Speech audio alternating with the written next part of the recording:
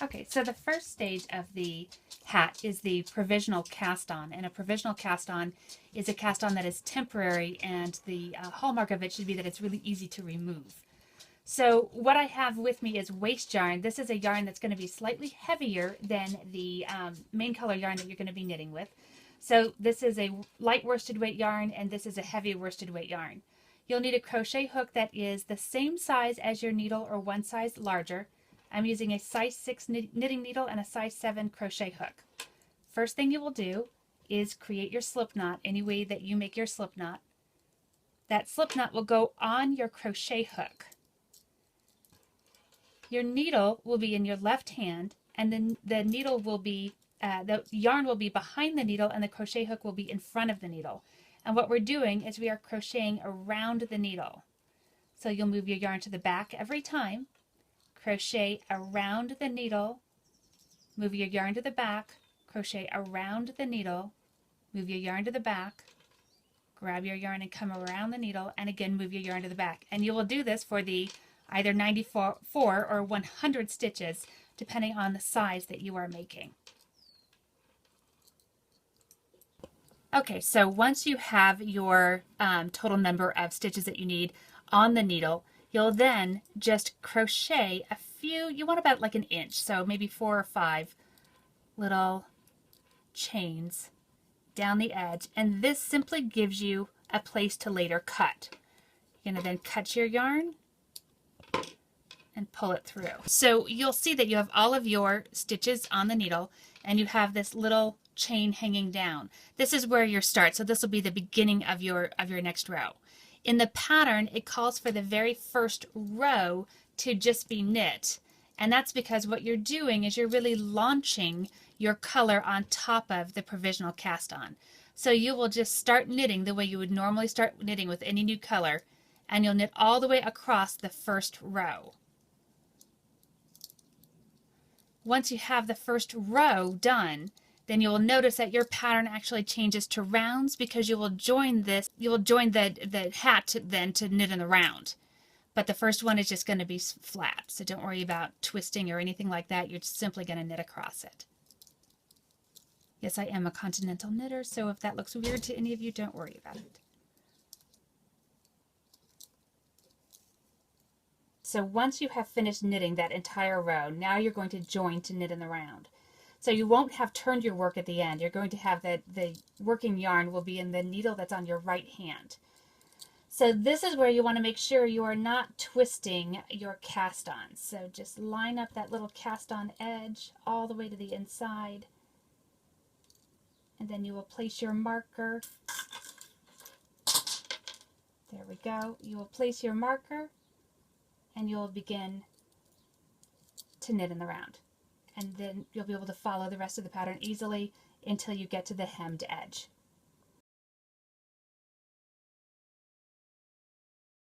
Okay, so you will have already then knit the first part of your hat, and this is the point where you're going to take off your provisional cast on and create your hemmed edge.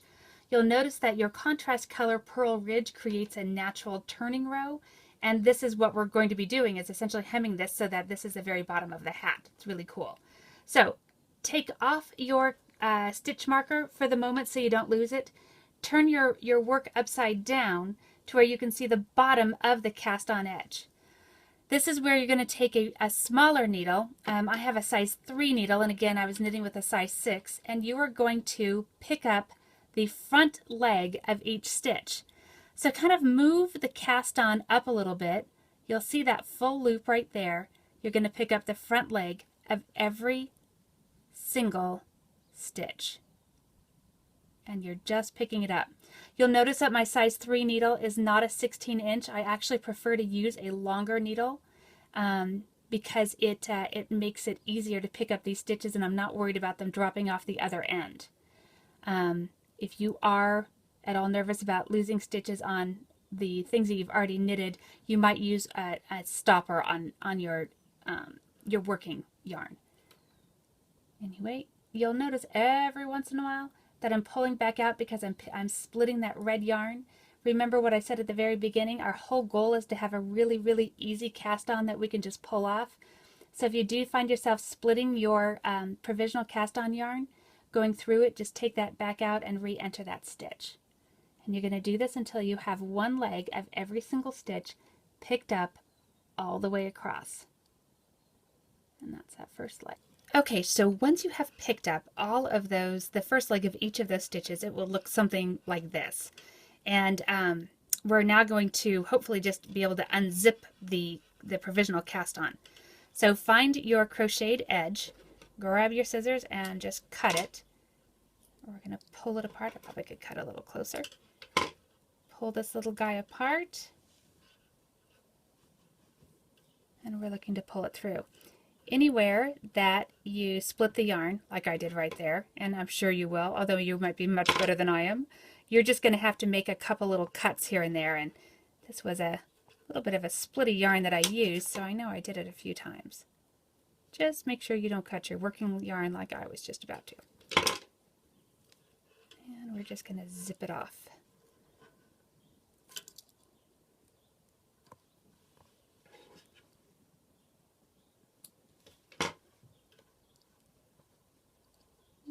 And then we have a good one. We have a good split. There we go. So note to self when doing this in the future, make sure you use a nice smooth yarn that's less splitty. Okay, there we go. We got a nice track going on there. Every once in a while, it's also handy. You might have skipped a stitch. It's handy to have a couple of locking stitch markers nearby. So if you find that you did skip a stitch and it's just hanging out down there, you can just grab it with a locking stitch marker and then come back by and pick it up later. So it's nothing to worry about on any of this. The joy of, wool yarn is it tends to be very stable. Okay, let's see what we got going in here. This is a good example because I'm sure I'm not going to be the only one doing a little bit of cutting out of the yarn. But that's what it's supposed to do. That's why it's beautiful. One more little spot. Okay, and we're getting there. I'm going to show you once you have your provisional cast on off, how to then create that hemmed edge. Come on, baby. A little cut. Again, just be careful of your actual yarn that's supposed to be attached. Okay, when you get to this very end, sometimes, and I think probably 90% of the time for whatever reason, I always fail to capture this very first stitch. So if that does happen to you, just go ahead and come back through and pick it up. See how that actually should be a stitch? So I'm just going to come back through and grab it. And pull that through. And there we go. Okay, it's always wise at this time to go ahead and count your stitches and make sure that you still have, I have 94 on here, and that you actually have 94 that you've picked up. Once you've done that, you're going to turn the work so it's facing you and you know what you're looking at. Right? This is my beginning and end of round. You're then going to fold it, and it will naturally fold at that purl line.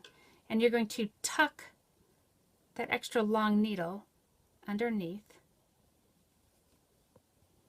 Bloop. Trying not to lose your stitches.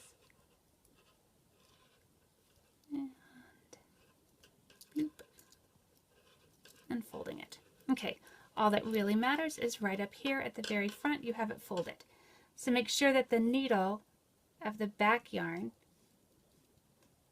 is set and can be parallel. Now you're going to take your working yarn again, which is the brown, and at this point, put your stitch marker back on, and you're going to knit one stitch from each needle as if they were one. I'm going to show you this first in Continental, and then I'll switch it over to throwing, just so that it's really clear. I'm going to turn this little guy around because I had that very first one twisted.